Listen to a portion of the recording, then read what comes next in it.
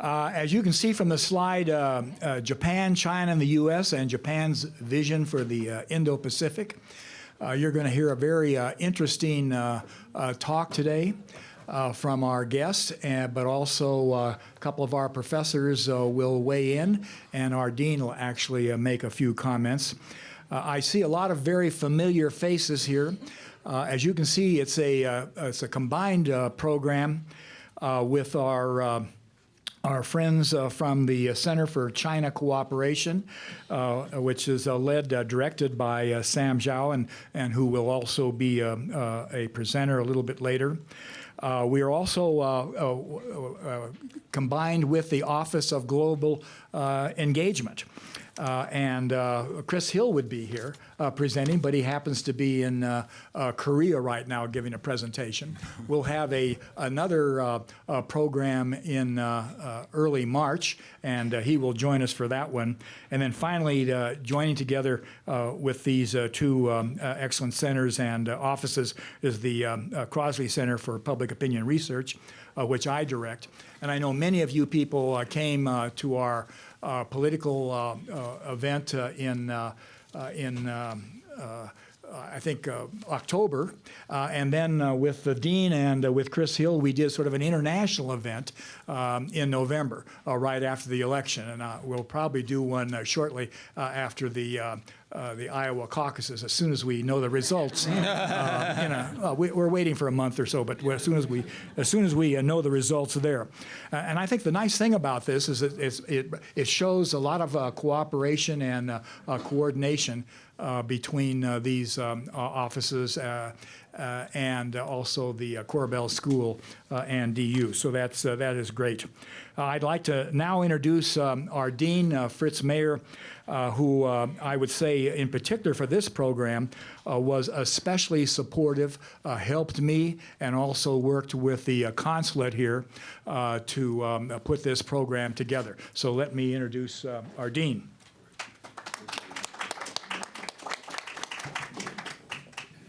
Well, thank you, Floyd. Yeah, we'll leave it there. Thank you, Floyd, and thank you all for being here today. It's I know we're all anxiously awaiting the results in Iowa, but it turns out the world rolls on while we are obsessed with apps in Iowa. Really delighted to see all of you here, and delighted to have this event today. And let me add my thanks to Sam and the China Center, Chris Hill and Absentia, Office of Global Engagement, and particularly Floyd Ciruli, who is he and his team have really been instrumental in making this happen. And a special thanks to Consul General Takeuchi and her team. We're really excited about this event, and I would say even more generally about the prospects of further of such events and a deeper set of relationships with Japan and a renewed focus on it. The topic today, a vast one, a timely one. It's an extraordinary moment in many ways in the world, an extraordinary moment not least because of the challenges posed by China to Japan and the United States. And,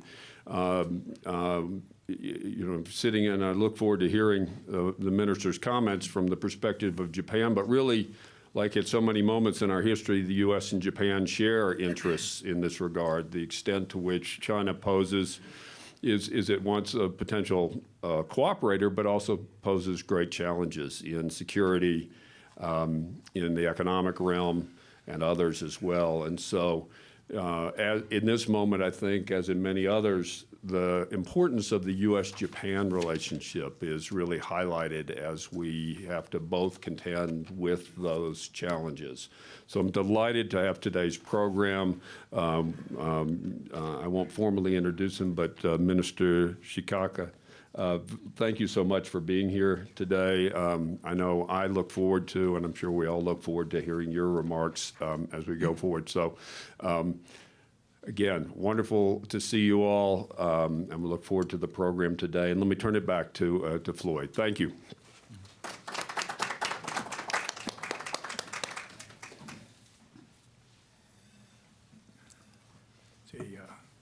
bit shorter here. Sorry, but I was going to leave it there for you. Thank you, Dean. And it's true, this was took a lot of coordination, and I appreciate, in particular, the Consul General's hard work. Let me just cite a couple of senior staff members. There are so many that helped us. Aaron McKay from the China Center, Hannah Wagner from the Office of Global Engagement, Karen Hayden from the Crossley Center, Elizabeth Talbot, who helped a great deal out of your office, Dean, and Mako Isakata. Thank you, close, from the Consul General's office. I made a brief reference at the beginning that there'll be another section of this in March, and it's really a program that will discuss the alliance, the importance of this alliance to the Pacific and to our relationships with Asia. The importance that this alliance with Japan brings benefits to both us and to Japan, and we're trying to highlight that it's both individual and collective benefits. So that that'll be the next part of this program, and I'll get you details on that in about a week. Today's program begins with the minister, who I'll introduce in a moment, and then Sam Zhao will do sort of a little reaction. He will. We were just in the office talking for about 10 minutes, so he has some ideas. I will do a little bit on public opinion, but very briefly. Then we will start a discussion, and in that discussion. I think we will start it off with the dean making some sort of observations, his background in particular in public policy, and then thank you, Karen. There's Karen. It never sort of the work goes on, and then we'll open up, and we'd like to have questions for maybe about 15 minutes toward the end. So that is that's the program. As you can see, the Noriyuki Shikata, who goes by Nori, thank you for making that easier for me. He has an incredible resume. He has been just most recently, he was the deputy chief of mission for Japan in Beijing. What a great place to be these last couple of years. It was very recent. What an interesting time to be there with our relationship changing, and of course the interesting relationship that Japan has with China right now, with a lot of things going on. He has also been in the ministry in just a lot of bureaus, and so he has seen this from a tremendous number of perspectives throughout the Indo-Pacific area. In terms of academics, from Kyoto University, he's been a visiting professor, but he also got a degree in law and public policy. At Harvard, he holds a BA in law from Kyoto and a master's of public policy from the Kennedy School. And along with all of that, one of the most interesting things I found, and just from it's not in the resume so much as it was online, that in 3/11/11. Which is sort of Japan's 9/11, and that's when the earthquake and the tsunami affected the province in northeast Japan. Nori was in the Prime Minister's office doing communications. And sort of drinking out of a fire hydrant, dealing with international media, dealing with all the ministries that had to be responsible and had to react, and obviously the Prime Minister's office. So I just found that rather extraordinary, and I found out about it because he got an international award for that work. So I was, and to get that award, he beat out a very high-level candidate from both India and Beijing. So I was especially, I could tell, and just from our experiences, as you know, we have endless crises in this state, that the deputy press secretaries, the lead press secretaries for the governor must react to very quickly. So I found that sort of amazing. But so with that, let me introduce our speaker and start the program. Nori.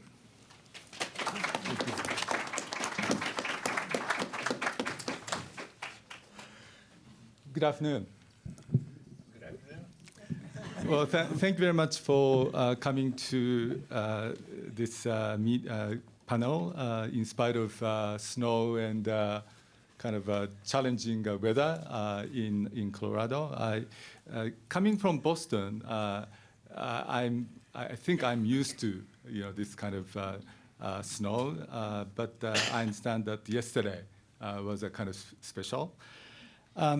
Actually, I came to the United States as a high school exchange student in 1980, and I was sent to Missouri or Missouri, and in my application I wrote I like nature, and I used to play basketball a little bit, and I like basketball and so forth.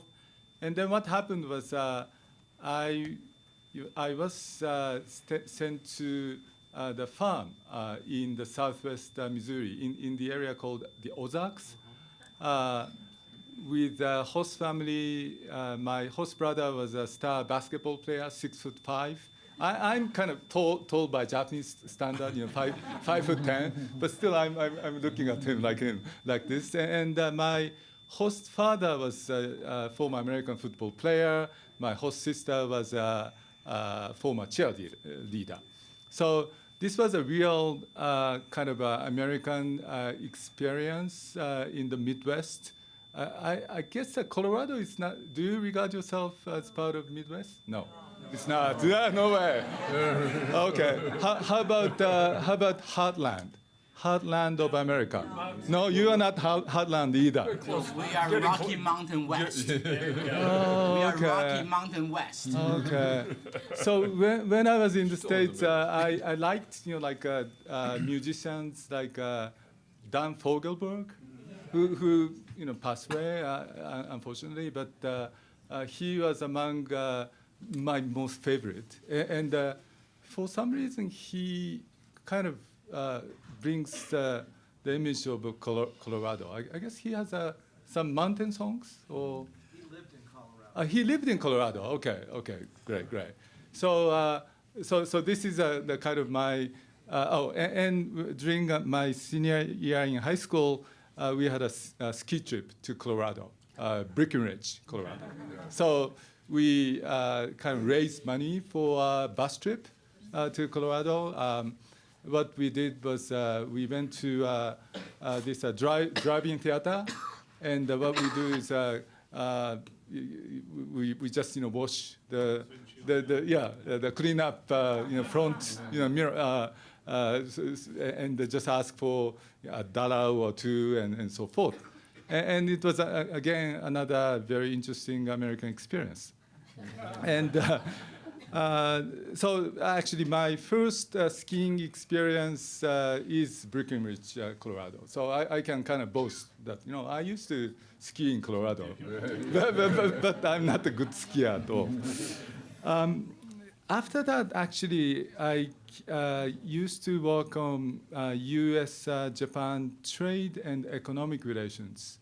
And over 10 years ago, actually, it was a transition days from President George W. Bush to Obama administration. And we have a great friend in Denver. Today, there's a Mr. Dick Clark, who has been working on this direct flight connecting Denver and Tokyo, United, right? And this he was working really hard, and I thought that this is a good way of connecting people. And having a direct flight is something which makes a lot of difference in terms of business or academic exchanges and so forth. And as was kindly mentioned as in terms of introduction, I was seconded from Foreign Ministry to Prime Minister's office half a year before this great tsunami, quake and tsunami and nuclear power plant accident. And my kind of first assignment when I became diplomat after the Kennedy School was I was sent to Washington, D.C. as a press officer with our embassy in D.C. And those days, around 1989, 1990, it was a more kind of difficult days for U.S.-Japan relations because of U.S. Japan trade frictions, which are somewhat similar to the current U.S.-China trade war. And of course, there was the kind of fear among American people, like reading some of the public opinion polls, from those days. After the end of the Cold War and after the collapse of Soviet Union, Japan could be the next kind of threat, economic threat. Rockefeller Center being bought by Japanese companies and so forth. So I was working with American media a lot at that time, and the Japanese way of communication and the American way of communication is quite different. And then, of course, so I had some experiences of the kind of global communications, media relations, and that was the reason for me probably to be seconded to Prime Minister's office as kind of a newly established director of global communications at Prime Minister's office. And after half a year, this tsunami and the nuclear power plant accident takes place. So what happens under those kind of situations is that suddenly international media like CNN, Fox, BBC people come to Japan, and there are of course correspondents in Tokyo. But what happened was at that time Libya was very hot, Gaddafi and all those things, like changes in the Middle East, 2011. And a lot of reporters came to Japan from Libya. So it's kind of war zone, conflict zone. And then I started to get lots of interview requests from CNN and requesting interview with our Prime Minister. And I was telling them that this is a crisis situation, crisis management situation, and our Prime Minister is too busy. But the CNN says, for example, they need to interview somebody. This is breaking news, right? And they asked me, who can respond, to the interview request. And I was consulting inside Prime Minister's office, and kind of got the permission. Shikada-san, you do it. And so it turned out, to be that I was taking like 100 interviews, including CNN's Christian Amanpour or Anderson Cooper and things like that. But of course, it's a very challenging, interviews, and you go live. And I'm not the native speaker of English, so I was looking for somebody who could help me. And actually, one of the persons, major person who helped me is here, David Wagner, and he's been living in Japan, and he is actually a very famous media trainer based in Tokyo, I guess Tokyo and Denver. And of course, this is American culture is very special in the context of communication. You come up with straightforward messages, and there are manner of communications, as I understand. So I'm kind of not addressing the major issues today. So I'll just come back to today's major issues, Japan, China, U.S. But before that, actually, one more thing. I was talking about business relations. Last time when I was in Denver 3 months ago, I visited a Japanese company. It's called Terumo BCT, and it's a medical company, medical equipment investment. And I'm glad to hear to see that the more Japanese companies are investing in this region. And also, I was when I was working in terms of transition to Obama administration, I was thinking that this NREL, right, National Renewable Energy Lab, I visited there 12 years ago and found out, that this could be area, where Colorado and Japan can work together. And this is, I think, there have been Japanese companies involved in many of the projects at NREL, and I'm thinking even today, that there are potential for U.S.-Japan collaboration, and this relates to the issue of Indo-Pacific, because those renewable energy technologies are something which everybody needs. And the reason why Indo-Pacific region needs it is that because Indo-Pacific region will be the center of global economy, more and more so in 2030. And I was the other day looking at Goldman Sachs kind of a forecast of global economy in 2030. And in 2030, Chinese economy will surpass that of the United States in terms of GDP, not per capita. So the kind of ranking in 2030 could be China, United States, India, and next, Brazil or Japan. So we are, now number 3, but our kind of ranking will go down. But still, this means that there are those, as you know, Indo-Pacific region, including China and India, host such a big population. You are talking about nearly 1.4 billion in China and India. And the Indian population is even growing, right? So, and we are seeing already the problems of megacities. And when I was in Beijing, actually, I was there until summer of last year. Actually, even during 2 years' time, the Beijing's air pollution has been improving.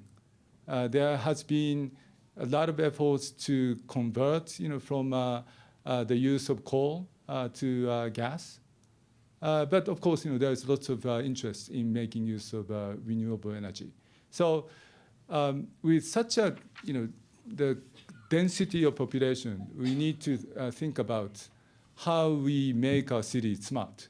So smart cities, and from this perspective, I guess Colorado offers many opportunities.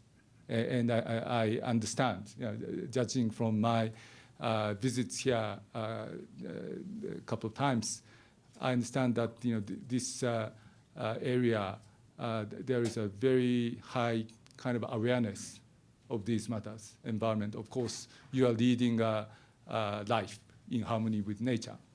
So this is something in Japan, we have lots of sympathies with, and I think there is a kind of a even more promising opportunities for us to collaborate.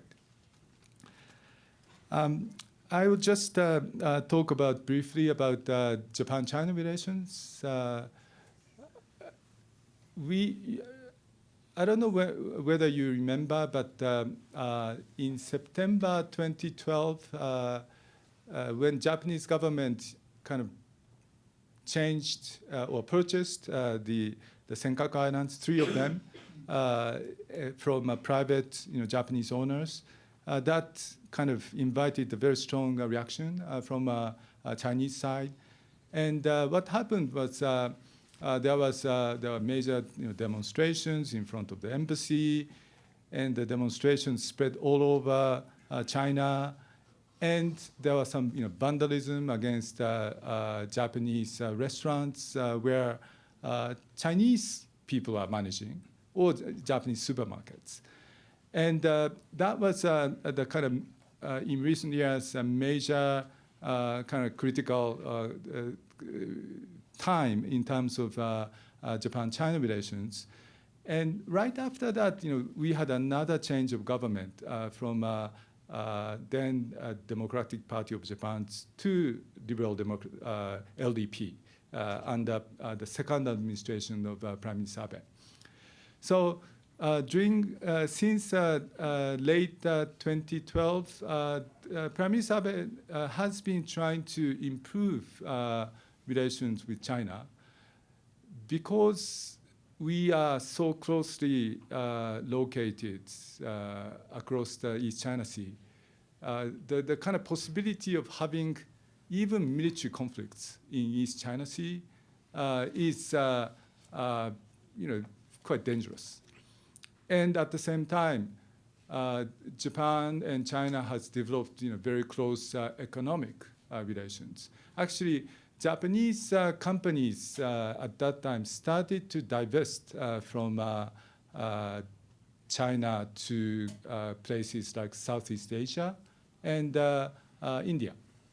And my impression is that between 2012 and 2015, Japanese companies' investment to China just went down. There's probably a perception of a China risk. But after that, there has been kind of gradual increase, and the Chinese side has been very forthcoming in inviting Japanese companies' investment. Of course, some of senior leaders of Chinese Communist Party and officials, I think, remember the day when there were massive Japanese investment in China since Mr.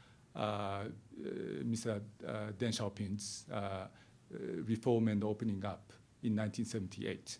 So all the companies when Mr. Deng Xiaoping came to Japan in late 1978, he visited 3 Japanese companies, Panasonic, Nissan, and the New Nippon Steel, and asked for Japanese investment in China. And those Japanese leaders at that time felt that they have kind of moral obligation to invest in China and brought lots of technologies and kind of led to the acceleration of industrialization in China. Of course, China at that time, after the Cultural Revolution, didn't have a basic infrastructure for business.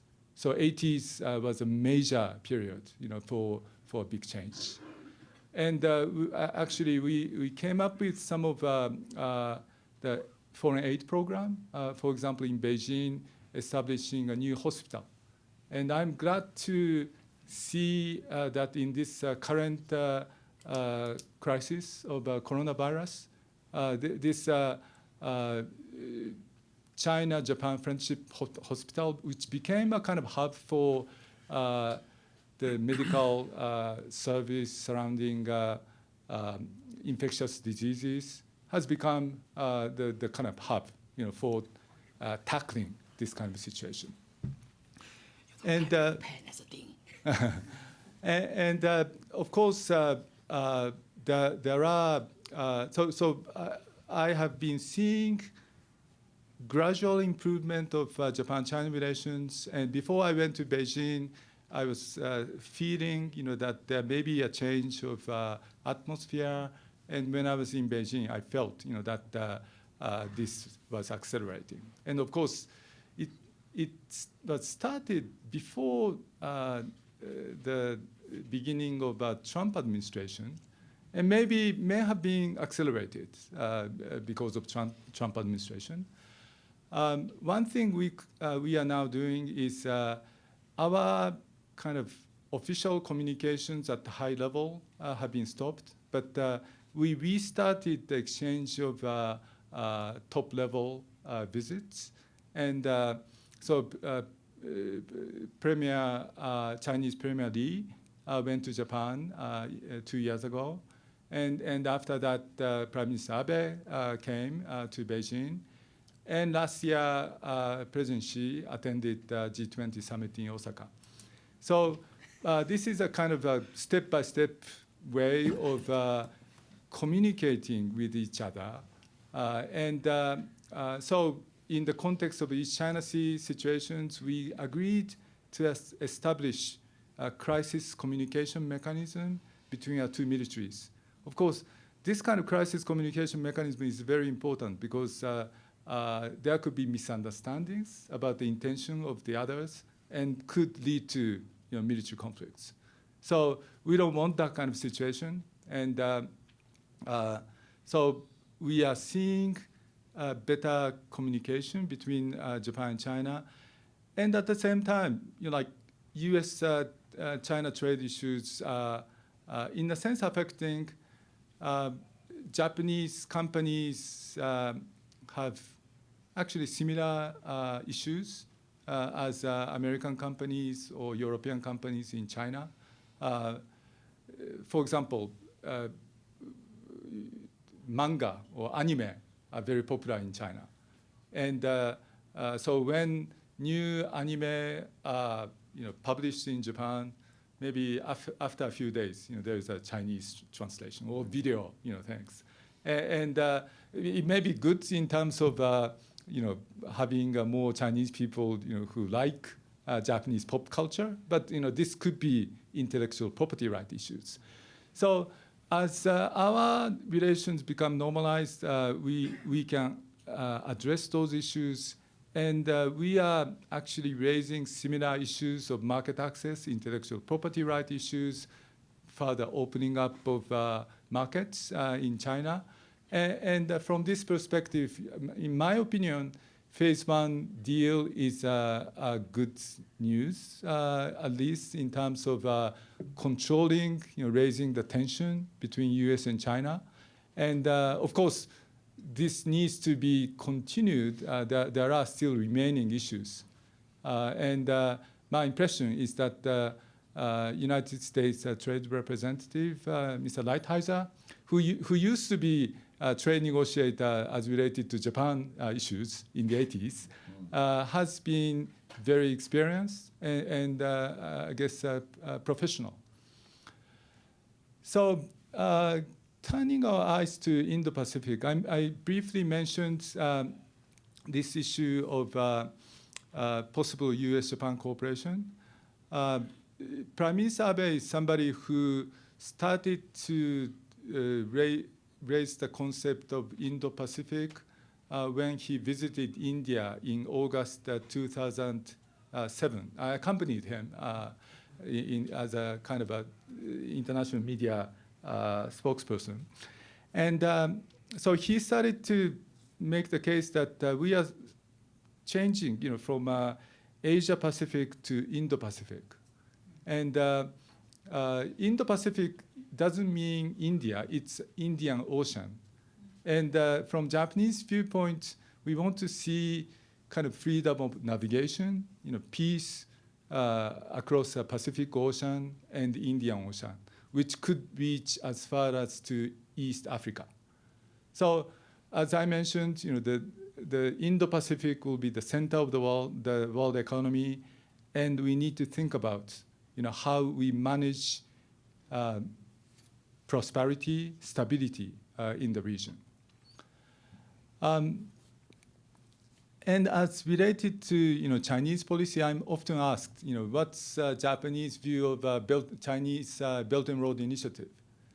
And I know that there are lots of criticism against Belt and Road Initiative. Like there are criticisms such as debt trap diplomacy, what happened to Sri Lanka's port, and so forth. Mr. Abe has come up with his own view on this and emphasized 4 points. That is openness, transparency, economic viability, and lastly, fiscal sustainability of developing countries. So we want to make sure, that the developing countries will not suffer, from excessive debts, to be created. And what we wish to address is contributing to sustainable development. And Belt and Road Initiative, I guess Prime Minister PM Abe's viewpoint has some potential, to help sustainable development if those four conditions are met. So we are emphasizing, those principled issues. There is a possibility that we could collaborate. Of course, as I mentioned, Japan is promoting free and open Indo-Pacific. We call it the FOIP. And the U.S. administration is using the same terminology. And so China has a Belt and Road Initiative, and Japan has free and open Indo-Pacific. And there may be areas, when we could cooperate, between Japan and China. And I'll just wrap up as related to coronavirus. As we see in the current landscape, for example, in the city of Wuhan, you are talking about 12 million people, larger than New York. And Hubei, you are talking about 52 million people, right? And lots of Japanese and American companies invest in that province. So Honda or Nissan are investing, and so is GM. Buick, is made in that part of the China. So we may not be, we may be thinking that coronavirus is something which has not much to do with Colorado, but of course our lives will be affected, by how Chinese authorities will tackle this issue, and for China to tackle this issue, we need international cooperation. Of course, we need to develop vaccines, as soon as possible, and this could be done in China. China has better medical, technologies. But the ideal situation is that in different parts of the world, there will be ongoing vaccine developments, and we need to test them. And if one vaccine is developed, maybe that country may want to use it first, for its own people, right? So it's better to promote international cooperation, and at the same time, this is somewhat related to crisis communications issues. Authorities need to be trusted, and when authorities are sending out messages, if they turn out to be false, they will no longer, believe in you. So, and of course, this is related to scientific communications. Maybe some of you are scientists. I'm not, but what I experienced during a nuclear power plant accident is that it's very important, to be able to explain those issues in simple terminologies that could be understood, by ordinary people. So if you just come up with, scientific jargon, that may not make sense and may be even misleading. So this case in China, in my opinion, demonstrates the need for international cooperation, and this would probably not be resolved just containing China. China is probably too big to contain, and there needs to be efficient and effective communication across borders to tackle this possibly emerging global pandemic. So I stop here. Thank you very much.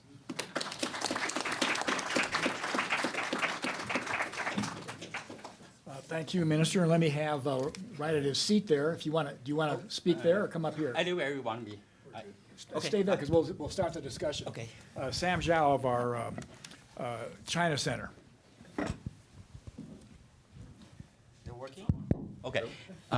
First of all, let me thank my colleague, Floyd, for putting together this program together, including China Center in the program, which I think it's a very good gesture because our dean has advocated collaborations.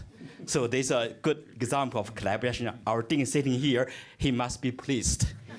For you, not for me. And also thank Japanese government for putting together this program to outreach to the communities in the United States, which is very important for these two great countries to understand each other, to find ways to work together.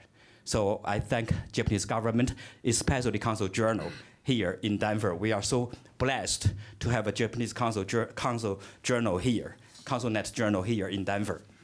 The presentation by Mr. Shitagi, I think, is very important on the very important topics.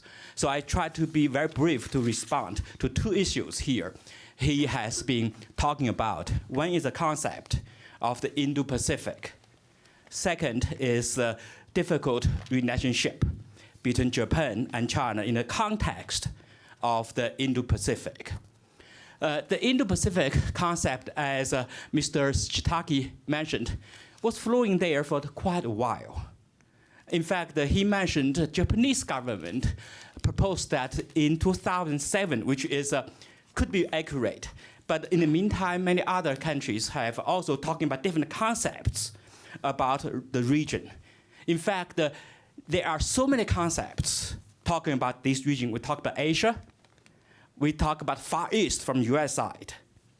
We talk the Asia Pacific.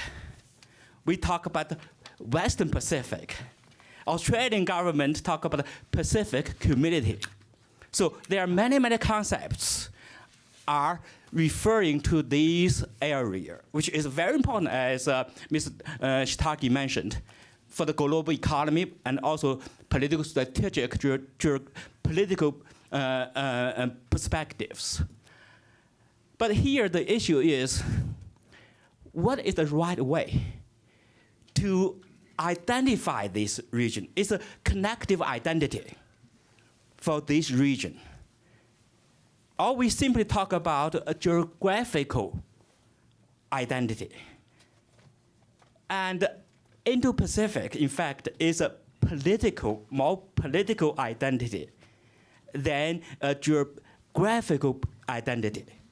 This concept, although was flowing for a while in this region, but was not officially adopted as a national strategy, national security strategy by the U.S. government until 2017, 2 years ago.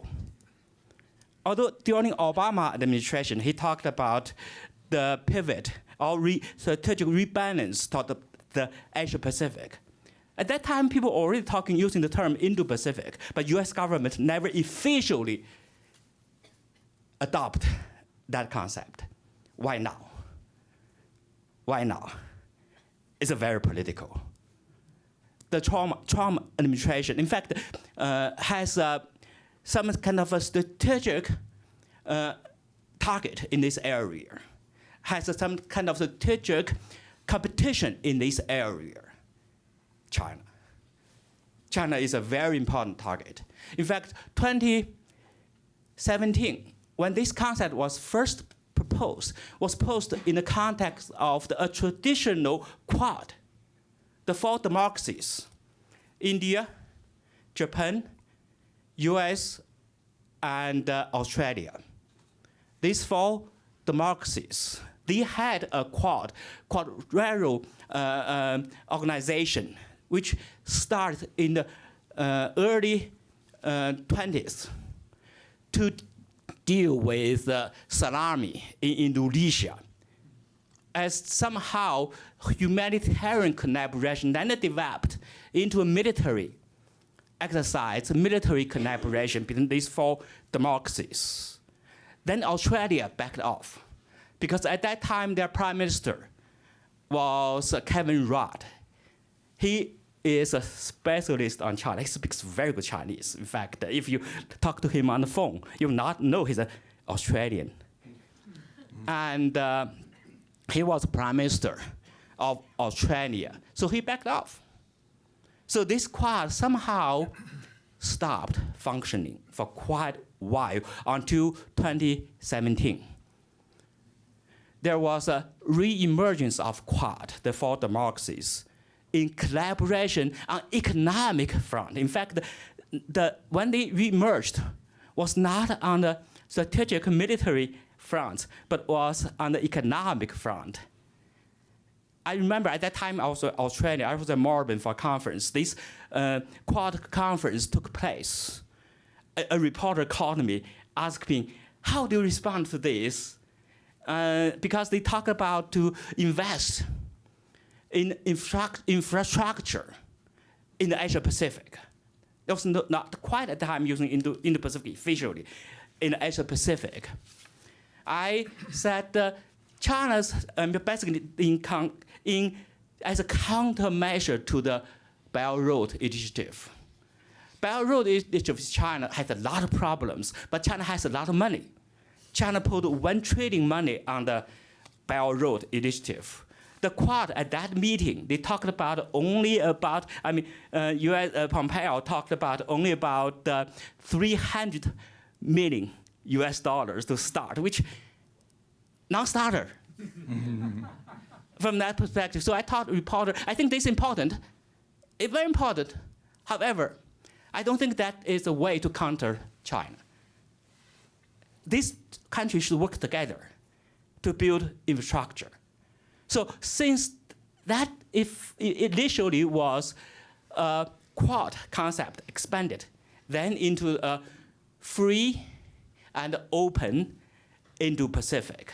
That was the concept has been used. And when this concept has been used, Japanese government has been very supportive to this. I put together a conference last year in South Korea, in Seoul. I had scholars from Japan, from South Korea, from India, and also from South Asian countries talking about.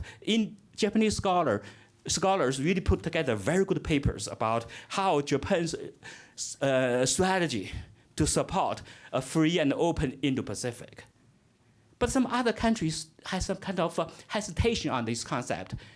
India, Australia has been on the fence somehow. They want to work with China. They don't want to take sides between the U.S. and China.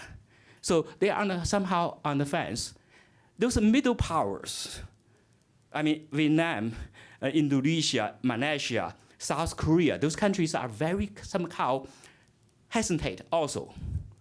And Southeast Asian countries, especially ASEAN, early last year, 2019, they had a big, at their ASEAN summit, they adopted a resolution called ASEAN Outlook, called the Free and Open Indo-Pacific, which is very interesting if you read that outlook. They said, yes, Indo-Pacific should be free and open, but it also should be inclusive. So they will not use the term free and open. They use the term inclusive. Free and inclusive Asian Pacific. That's a concept. Also, that's the term used in the document called the Outlook, ASEAN Outlook, taught the free and open Indo-Pacific. And China is a very important player in this concept. China at the very beginning was very nervous. Last fall, I was at a defense, national security, very high level summit called Xiangshan Summit. 26 ministers of defense attended. U.S. sent a very low-ranking DoD official. Russian minister of defense at plenary session. He was so militant toward this concept. He warned China. He said, this concept is American containment strategy against China. At plenary session, 600 people. Russian minister, he's a tall guy. very big guy. He told all the audience, this concept is political, it's against your guys, you have to be careful.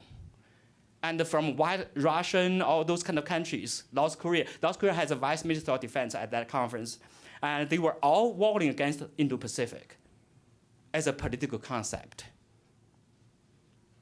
But from my personal perspective, I think this is political, but we can turn it into geographical. From geographical perspective, Indian Ocean and the Pacific Ocean are linked. Very important. From the sea lanes, from the trade, transportation, even economic growth, these countries should work together. So from a geographical concept, I think they make a lot of sense.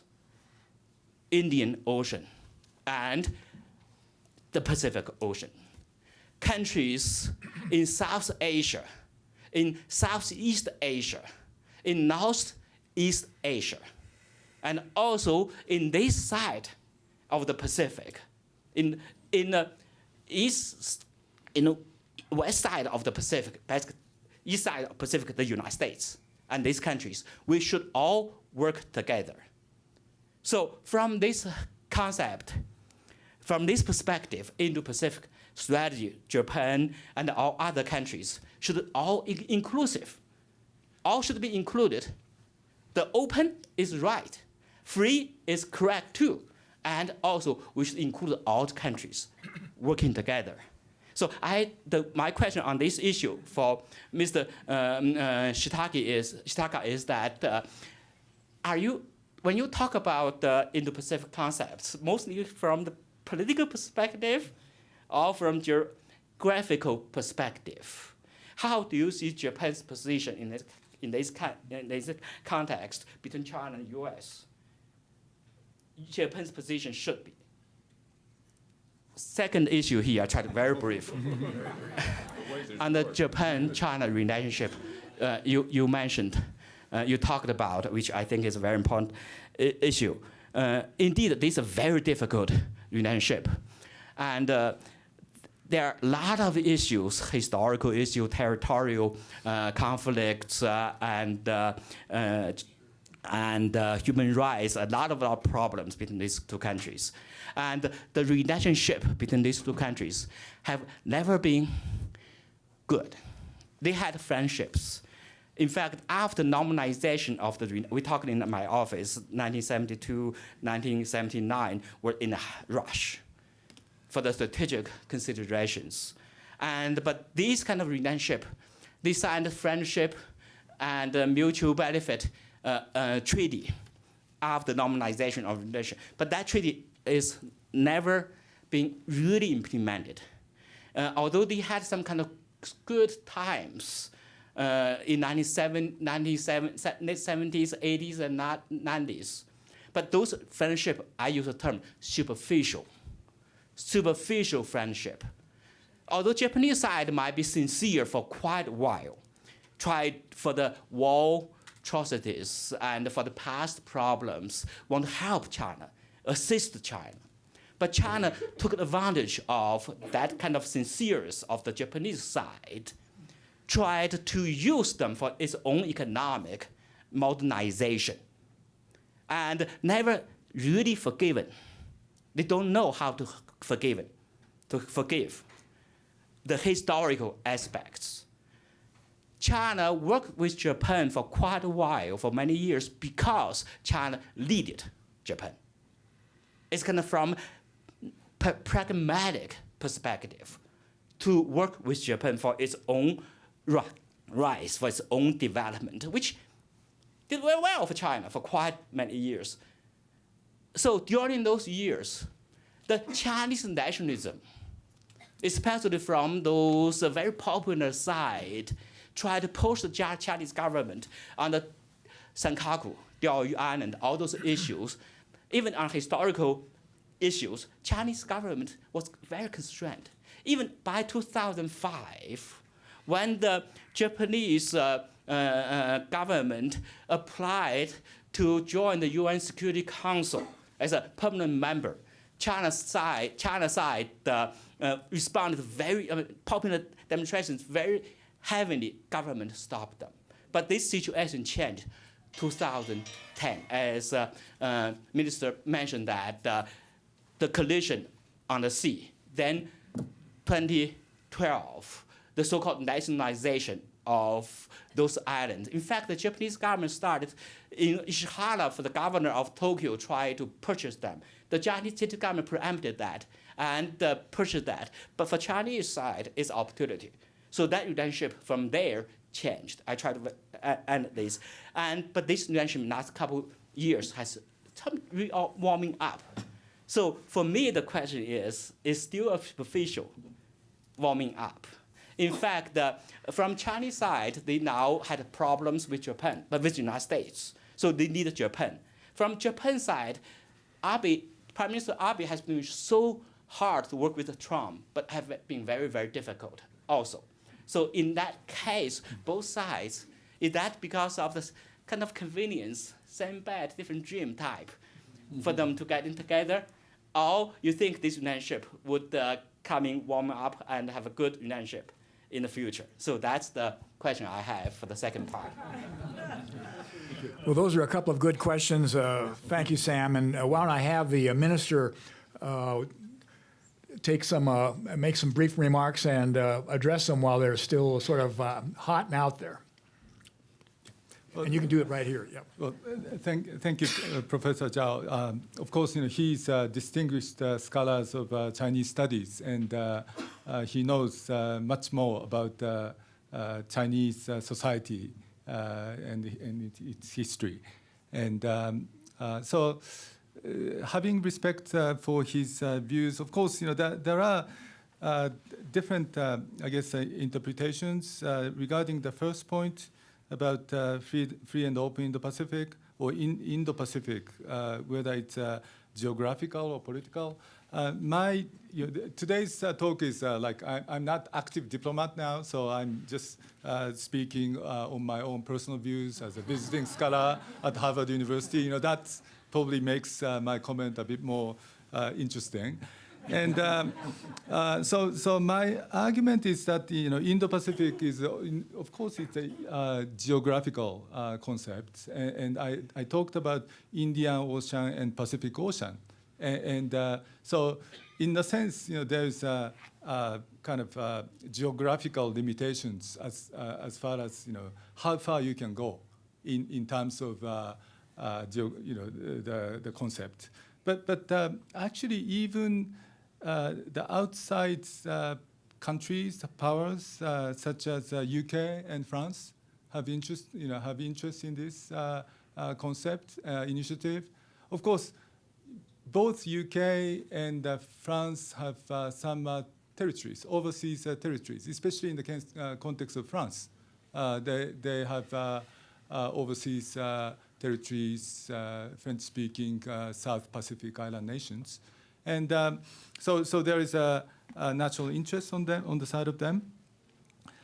I think when we talk about free and open Indo-Pacific, we do attach importance to the issues of principles. Well, democracy or human rights are important one, but I specifically mentioned the importance of kind of a freedom of navigation. And that's very important, and I think China has also interest in securing safe navigation. All the East Asian economies, China, Japan, and Korea, depend on energies coming from the Middle East, and so we have shared interest in securing freedom of passage. At the same time, is FOI, Free and Open Pacific, trying to kind of contain or counter China. Japanese response to it is that it's not for the sake of, say, containing China. And this is important point, because as Prime Minister Abe mentioned, we are saying that when conditions are met, there could be collaboration between Japan and China. So, and from this perspective, you're right, that ASEAN came up with Indo-Pacific outlook. It was very interesting that last summer, ASEAN started to use the term Indo-Pacific, for the first time in their official, documents. And of course, this is not exactly the same as free and open Indo-Pacific, but still, ASEAN has its own interpretation of Indo-Pacific, and I think the term inclusive you mentioned is something we don't have fundamental difficulties with, and of course at the same time when we talk about freedom of navigations and things like that, we don't want to see escalations of tensions in South China Sea and East China Sea. And we don't want anybody just to suddenly take unilateral actions to change the status quo. And that's very important for the region. Number two, regarding Japan-China relations, I have been reading the Harvard professor Ezra Vogel's long book, 500 pages of book, China and Japan Facing History. And he's a scholar of both Japanese and Chinese studies, and he came up with a book which covers over 1,500 years. And so I guess, according to his interpretation, around 600, so the beginning of 7th century, Japan started to send kind of missions to China. It's a kind of used to be a tributary system. China receives the missions from neighboring countries. And Japan at that time decided to send those missions to China until, as I recall, around 830. So you're talking about 230 years or so, where Japan absorbed Chinese civilizations. We learned, we imported Chinese characters, and in many cases, that's because of Japan wanted to learn Buddhism. And Japanese Buddhism is not directly imported from India. It's imported from to a great extent through China. There are another passage through Korean Peninsula too. So that's how our basic Japanese culture was benefiting from Chinese civilizations. But after that, those missions, tributary states situation stopped, and Japan wanted to be independent and started to develop its own culture. Of course, there were Yuan dynasty with kind of Mongolian characteristics, tried to invade Japan and so forth. But there are, when you look back the history, there are periods, Japan was learning a lot from China, and according to Professor Vogel, say 1895 to around 1937, Chinese scholars coming to Japan were learning from Japan in terms of modern economics that Japan adopted, and the technologies and industrialization and so forth. So as for the current situation, I don't know whether it's a superficial relations or not. For example, last year we received about 10 million Chinese people coming to Japan. And during the last 5 years or so, every year we are seeing 1 million more Chinese people coming to Japan, and especially younger generations. And also we are kind of relaxing our visa, especially for Chinese students. And we think that it is very important for them to see the Japan today, because China has its own unique education system, and especially as my understanding, early 90s, this education, so-called patriotic education, was strengthened.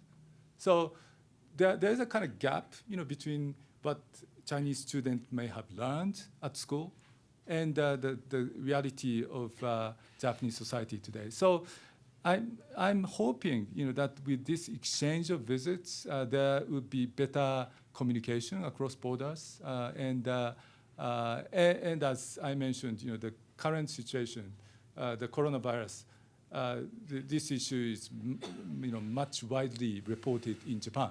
We have already sent 3 planes to Wuhan to bring back, Japanese nationals living there. We still have 140 more across Hubei province, and this is something we need, as I mentioned, we need to collaborate.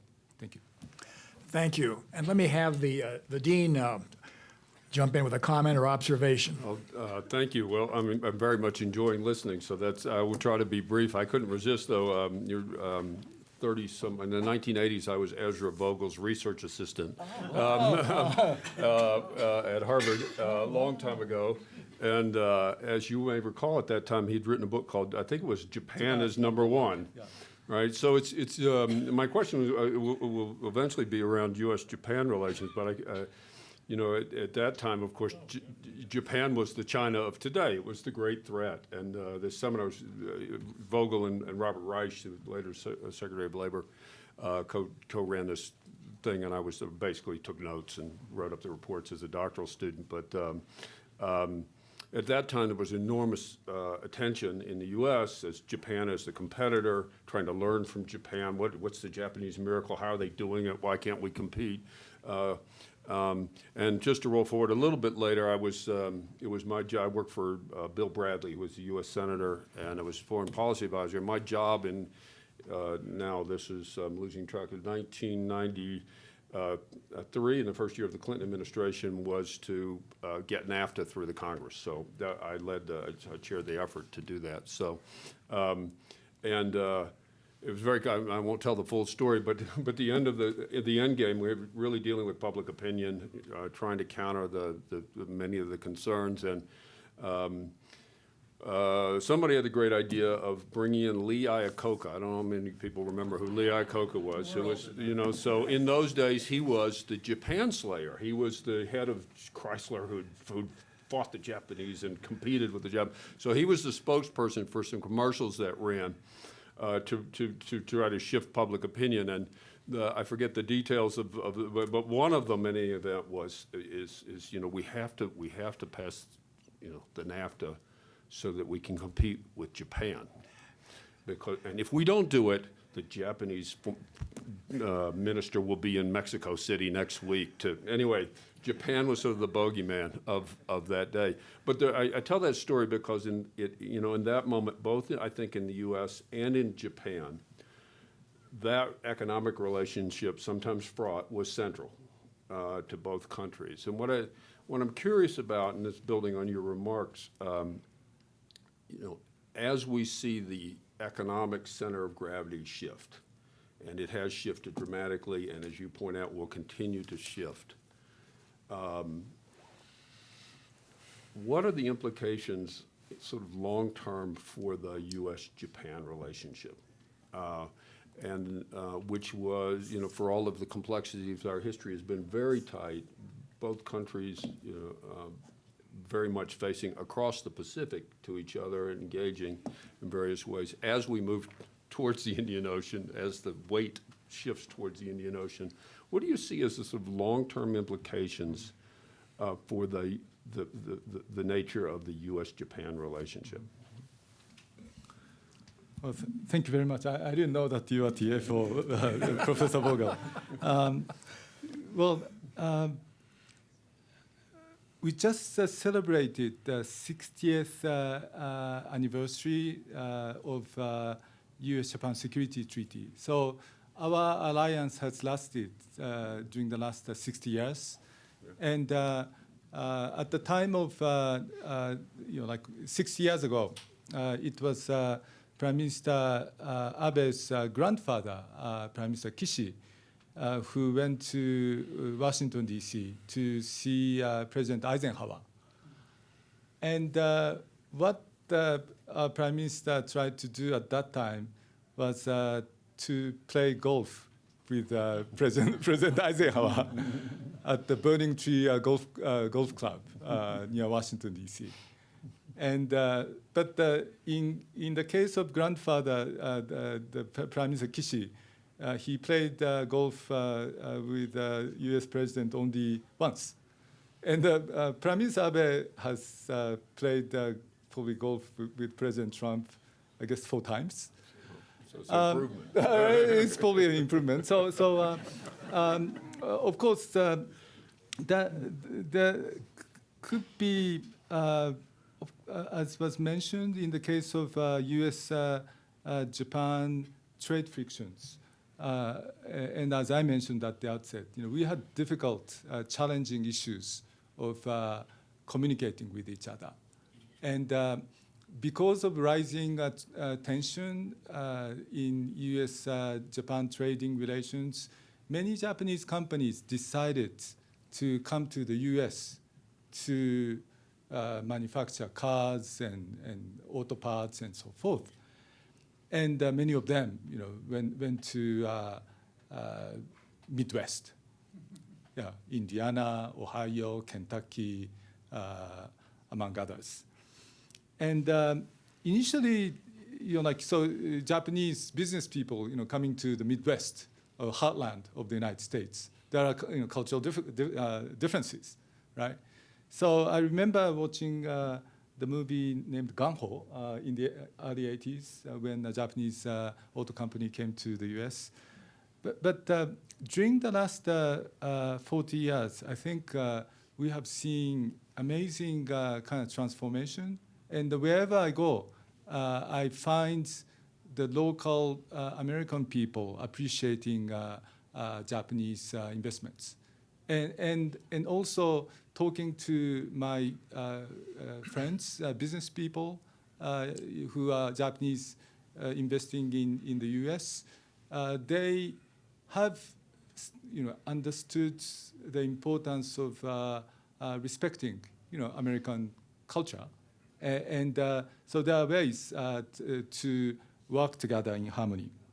So based on this, 60 years experience and the business relations, I find, although there are major cultural differences, there are opportunities for benefiting from each other. And I think that's what Professor Bogle was trying to emphasize in his book as Japan's #1. There are things in the 80s that U.S. American people can learn from Japanese business practices. So very lastly, this alliance relations, I think, is so solid that I think this is likely to continue for years to come.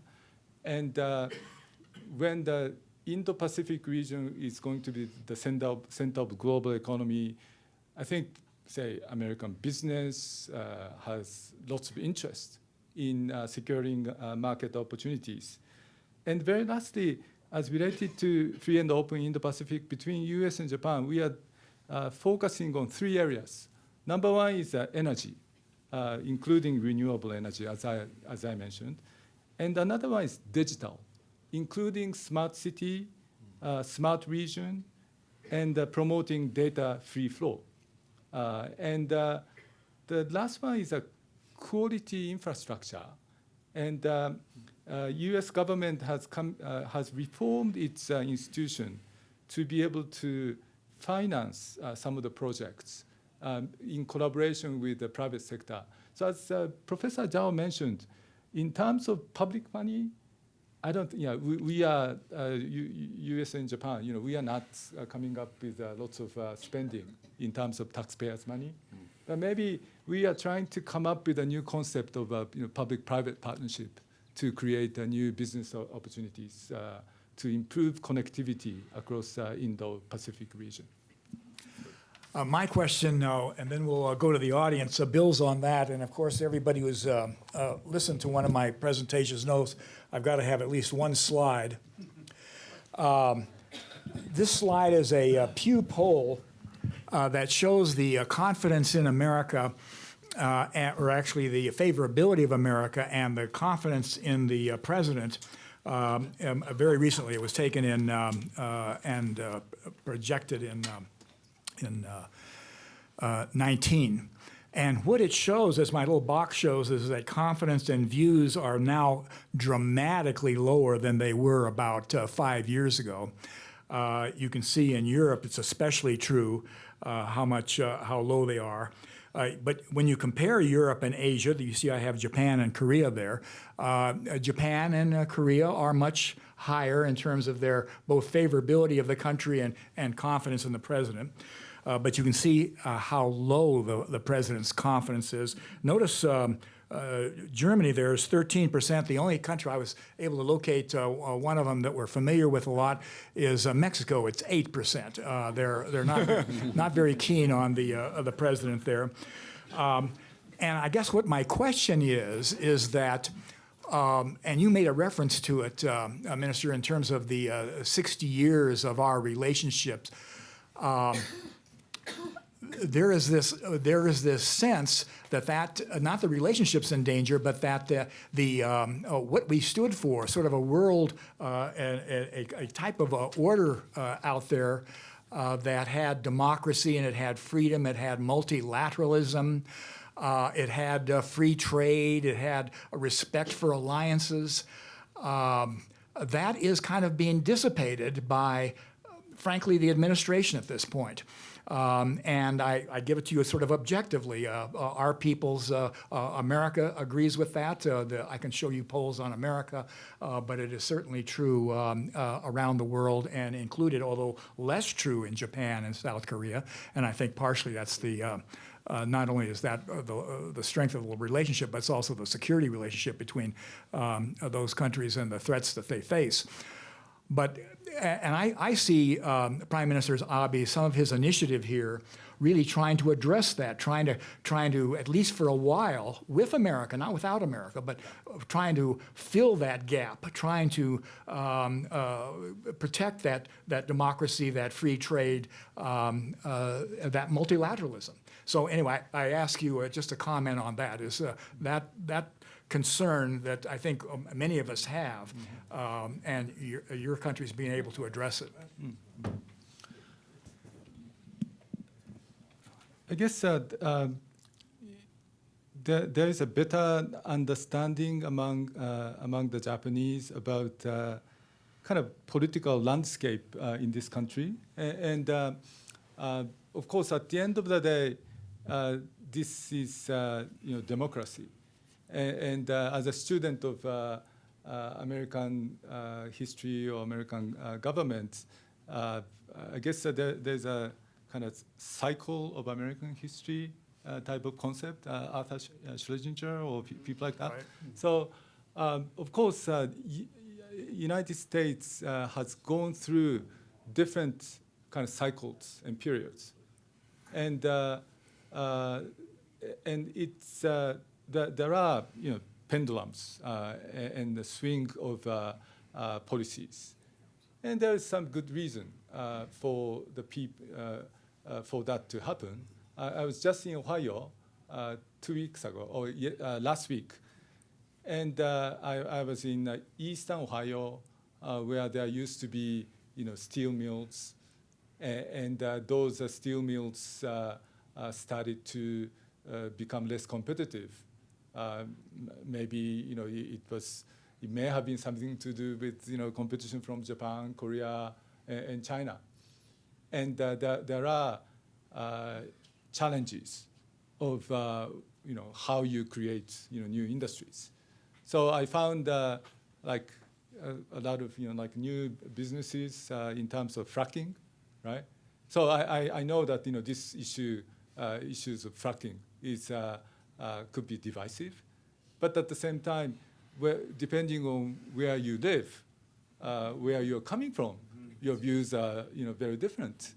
This is, in a sense, charm of the U.S.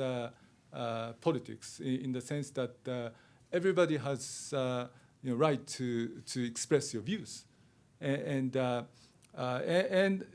believe that there is still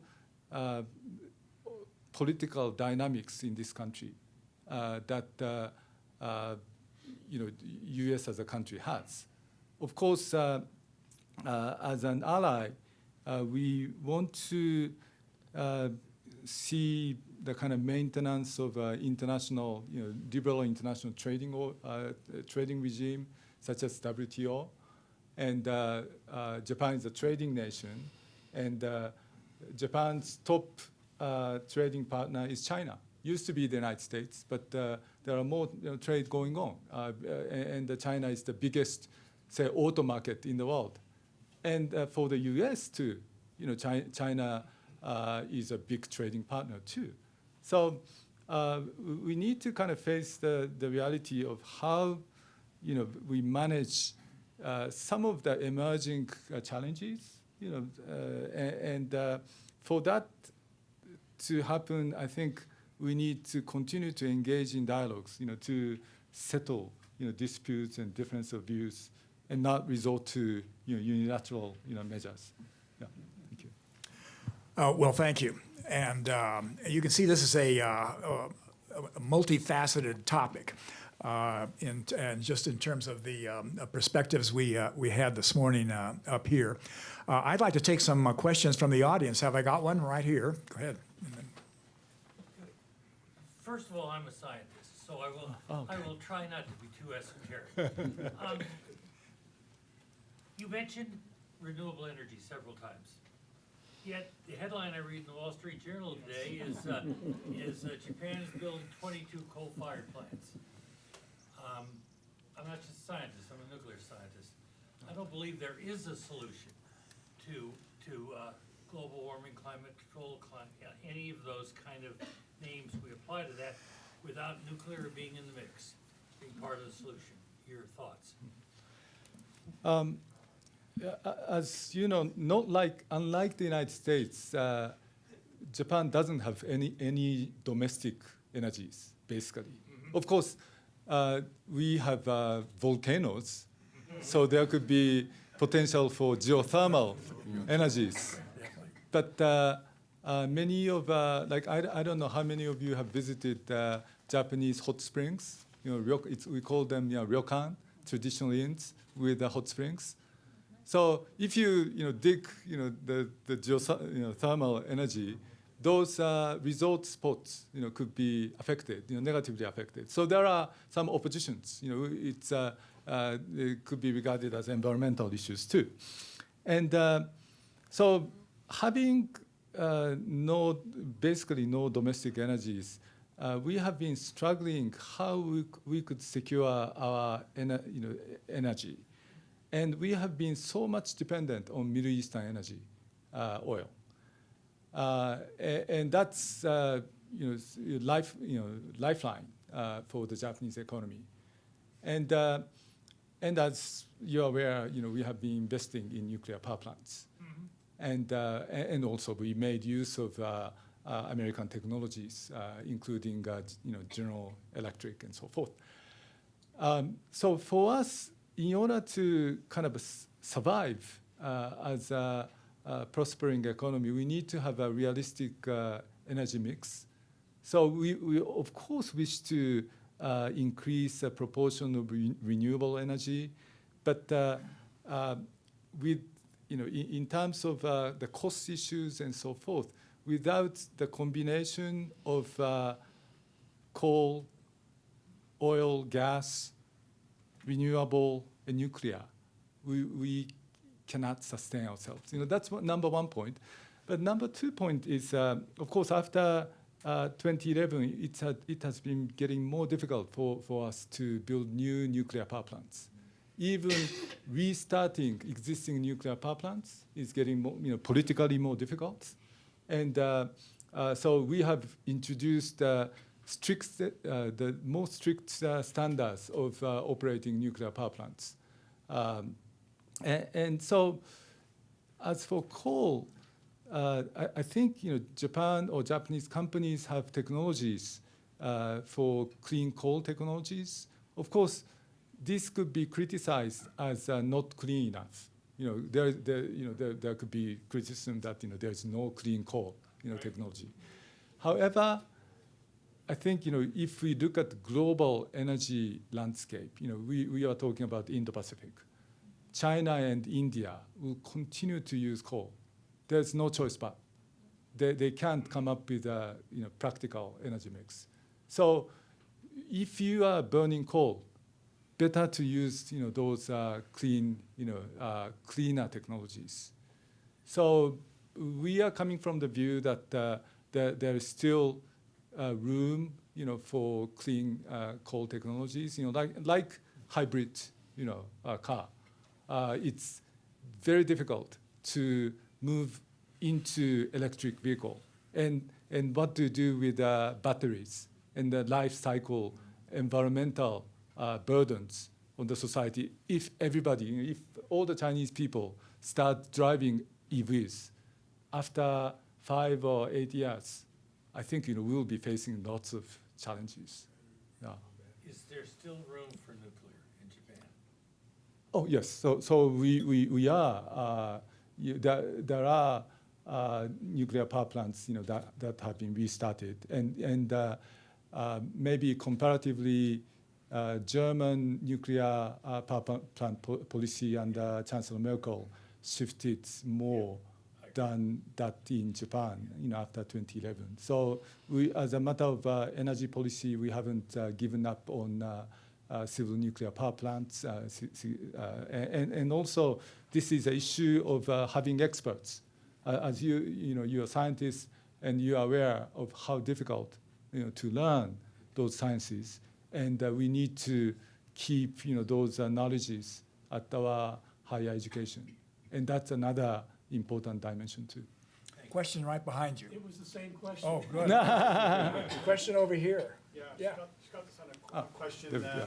We talk about working together in the Indo-Pacific region, but there are contentious issues such as 5G. Could you comment on how technology can be managed in the Indo-Pacific region where everyone wins? Of course, 5G issue, the U.S. government has come up with a very clear-cut view on this issue. But I understand that there are probably still issues of how U.S. may manage 5G stations in the countryside. And Japan basically has come up with the policy of kind of strengthening cybersecurity regulations, and including government procurements. But we are still sticking to the principle of non-discrimination. So we don't target companies like Huawei, and we haven't really said that there is no possibility for us to use Huawei, although most Japanese media believe that Japanese companies are likely to introduce Huawei. In Japan, Prime Minister Abe is talking about 6G, and it's true that Japanese companies, although there are companies like Fujitsu and NEC that have those technologies, but the Chinese companies like Huawei have made lots of progress and cost competitive. So 5G, in a sense, Huawei won the race. And so toward 2030, you are talking about 6G, which is more than 10 times, maybe nearly 100 times of speed in comparison to 5G. So, and I understand that there is a beginning of talks, between the U.S. government and Japanese government, and U.S. and Japanese players to collaborate. So this is a very important area. Of course, there are other issues like AI, and China, has a very long-term planning, And China has publicly come up with an AI strategy so that China will become a top AI country by 2030. And that strategy was announced 3 years ago. So of course, Chinese leaders and policy officials are very well prepared, to compete. I want to thank everyone, and I especially want to thank the minister, Sakata. He landed last night maybe at about 11:30. And if you watch that weather, that takes bravery to bring in a United jet or whatever you were on at LA or at DIA. I guess you were coming out of LAX. Thank you, everybody, and thank you, Prime Minister, Minister.